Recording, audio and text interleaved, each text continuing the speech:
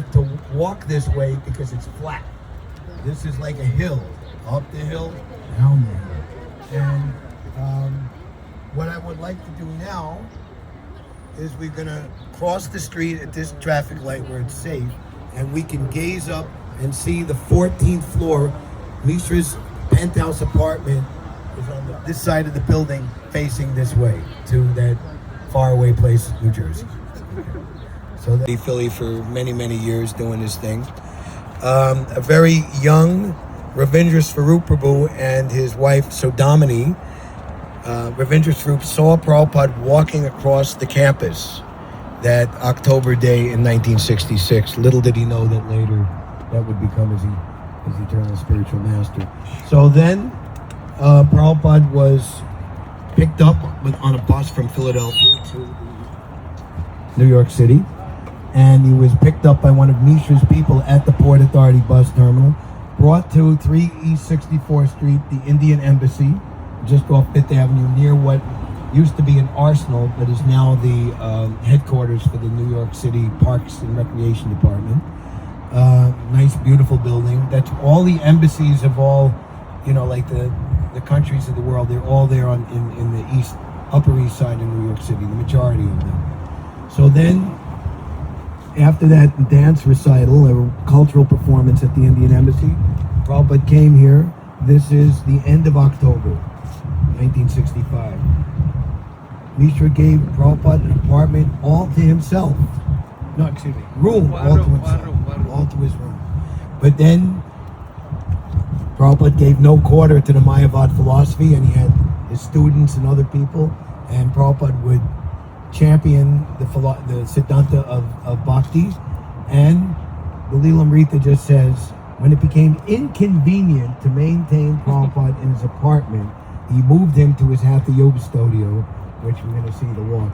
Like if you invite somebody into your house and you give them their own room, they're in your house, and they have a philosophy, an ideology, and way of thinking different than yours, and they're not silent about it, then there might be a problem.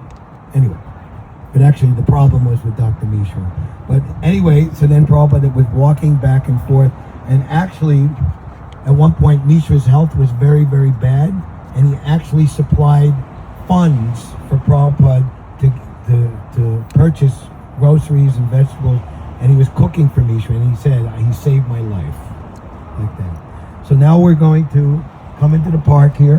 Prabhupada would sometimes walk here when it wasn't snow on the ground, 272nd Street, where we're going to see, the first next thing we're going to see is the West End Superette. Anyone who's thirsty, anyone who wants to buy something, you could do it over there. The same place where Prabhupada would buy things like that. Hare Krishna. Or December 8, 1980, right?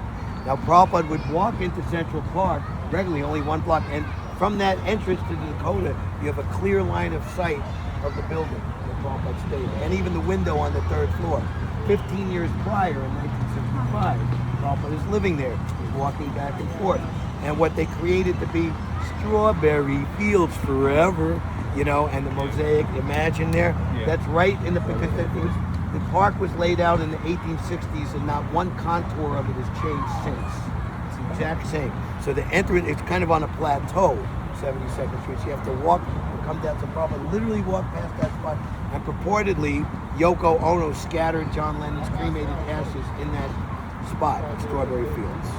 And there's another guy, to tell the story again, we're going to get the mic, is that December 8, 1980, where was the Devotees living? 340 West 55th Street.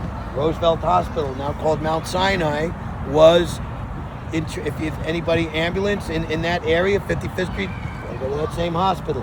So Sarotam, who was working the mango and watermelon booth yesterday at, anybody see him over there? The watermelon. We purchased 3 mango Right, him and his wife Bakula.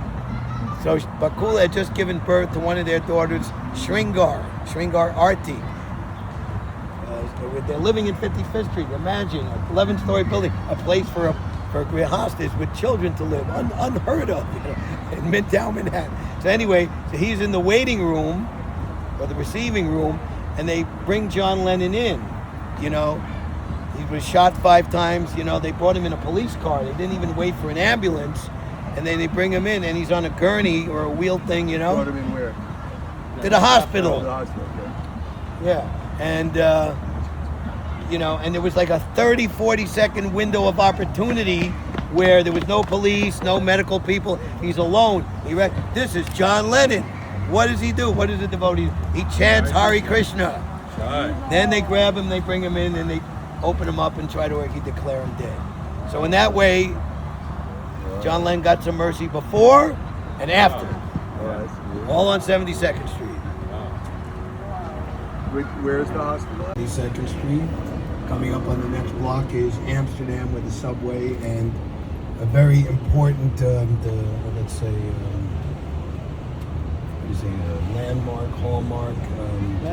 landmark of truly advanced civilization is a Trader Joe's here. And then the big long avenue block back to Columbus, and in the middle of Amsterdam and Columbus, on this north side of the street, is the first temple, or the building that Prabhupada wanted to be the first Radha Krishna temple in the West. It's very interesting, the timing of things. We know that Prabhupada didn't make a sociological or political analyzation of what was going on in the United States.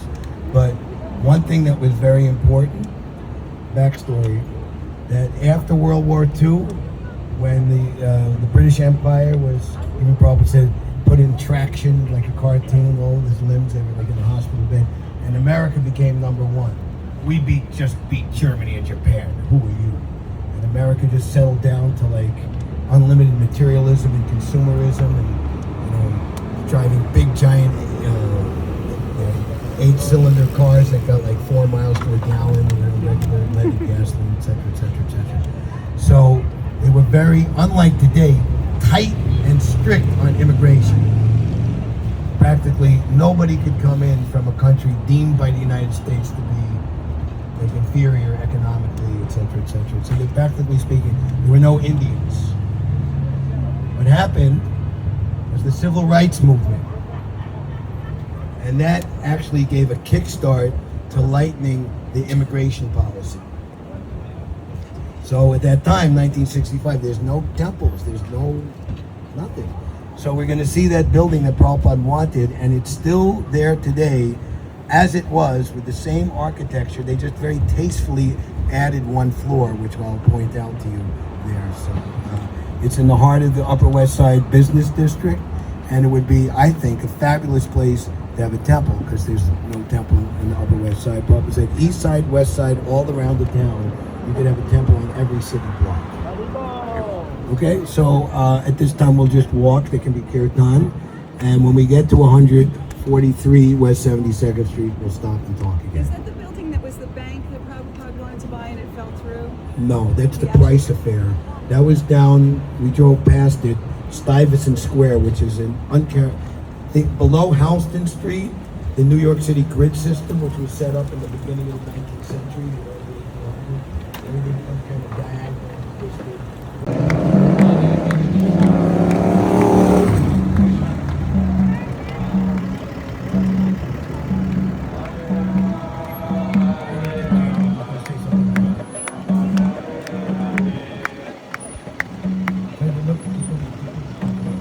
So here is Broadway, and this is another way that Prabhupada would walk.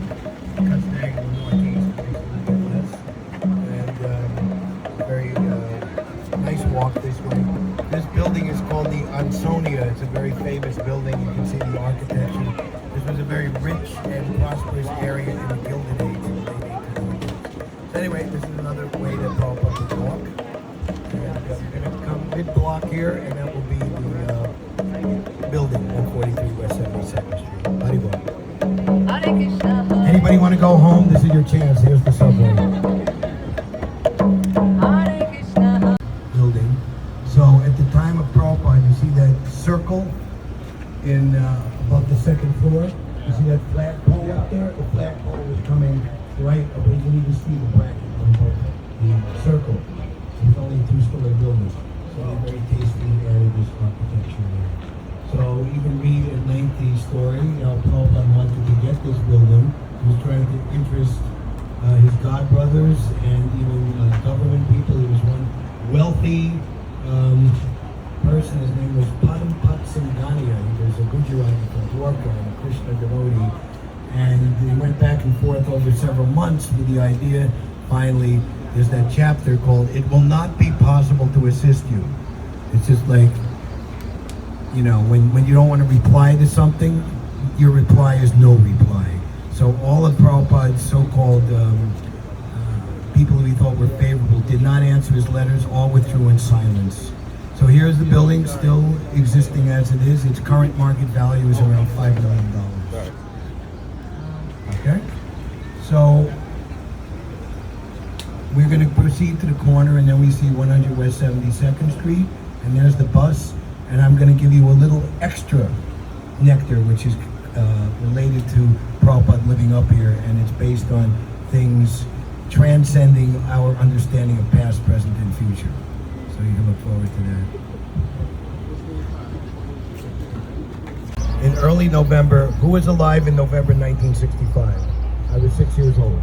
They had a blackout on a Friday in November the 9th, I believe is the date, and everything on the eastern seaboard in 3 Canadian provinces was massive. 5 o'clock in the afternoon till early the next morning. There were hundreds of thousands of people trapped in the subway. You know, no electricity. Prabhupada was here. And one of Mishra's people, he was kind enough to send someone over with candles, and Prabhupada, oh, we have the same thing in India, no problem. But he arrived, so what I was saying, only the end of October, so his stay over here at 33 Riverside Drive was very brief. So he was put in the Hatha Yoga Studio on the 5th floor, and you see the way the building is built. You know, it ends right here where it says Manhattan Cardiology Medical Offices. That's the end of the building, and it curves around this side. So this is 72nd Street and Columbus Avenue. So during this period, Prabhupada was finishing the Bhagavad Gita. We have Prabhupada, after he got his reel-to-reel tape recorder, which was later, then Prabhupada, in mid-February, he wanted to break away from Mishra and say, you have the yoga studio. Imagine you're in a yoga studio, you got your little area to sleep, but during the daytime, people are doing yoga, whatever. It's not very nice. So this 3rd floor apartment, first floor, ground floor, 1, 2, 3, this apartment, I think they reconfigured it and made it bigger. But Prabhupada had these 3 windows facing this way, the one facing diagonal, and the one facing east. And he really liked it. He got sunlight, you know, he's in a windowless place up on the 5th floor. And introduction to Bhagavad Gita, Gita Upanishad, Prabhupada recorded that. And if you look at the Prabhupada's bhajans, prayers to Queen Kunti, just with a pair of cartels, Shukadeva Goswami's prayers for invocation of Srimad Bhagavatam from the 4th chapter, process of creation of the 2nd canto, and many other things were done in this building. Okay? So I would like to cross the street. We can be in the shade, and hopefully there's our bus. See his window face this way. The building on the corner is the Dakota. It was built in the 1870s. Why did they call it the Dakota? Because it was like nothing up here at the time. It was practically like pasture land, farmland. So you built such an elaborate luxury building up here, you might as well build it in the Dakotas. There's a fancy one on the left. Hold the mouth closer to my mic. Okay. All right. Are you talking about the fancy one on the left? Yeah, the fancy one, the neoclassic kind of building there. Okay. Many famous people have lived there over the years. Actors, actresses. Lauren Bacall, the wife of Humphrey. John Lennon. He lived on the top floor with windows facing this way and towards the park, that Central Park. Prabhupada liked to walk to Central Park. Only 1 block this way. This is 1965 into 1966. Fast forward to 1980. John Lennon was assassinated right there. Okay? Interesting. We were at 340 West 55th Street, and we had an 11-story building, and even grihastas with small children can live there too. Imagine that. It was just a glorious facility. So who took a mango drink or watermelon yesterday at the park? That husband and wife, Sarotama and Bakula.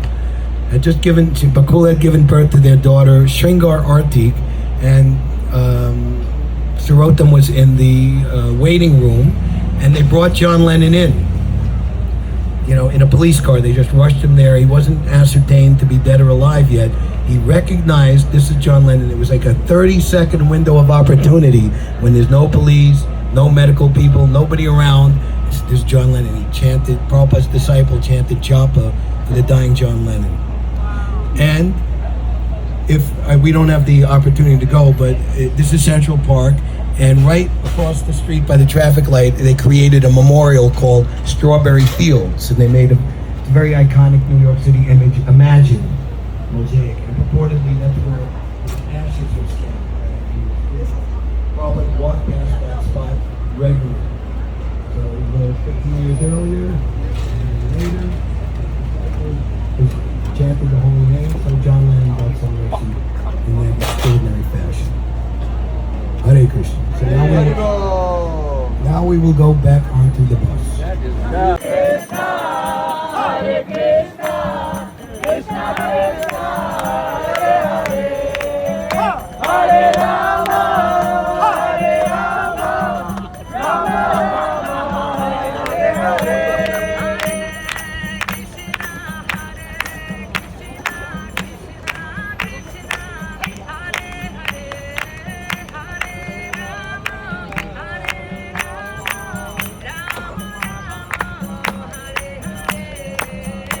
Hare Krishna, Hare Krishna, Krishna Krishna.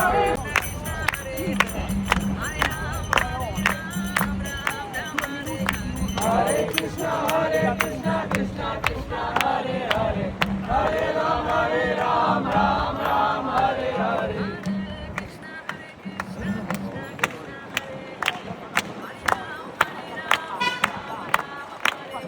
Hare Krishna, Hare Krishna, Krishna Krishna, Hare Hare, Hare Ram, Ram Ram, Hare Hare.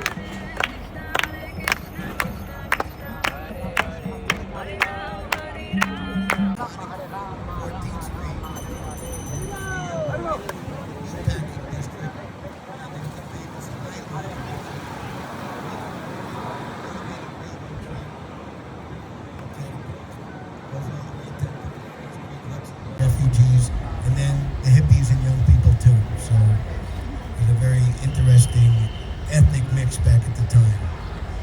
Here's Tompkins Square Park, here's East 10th Street.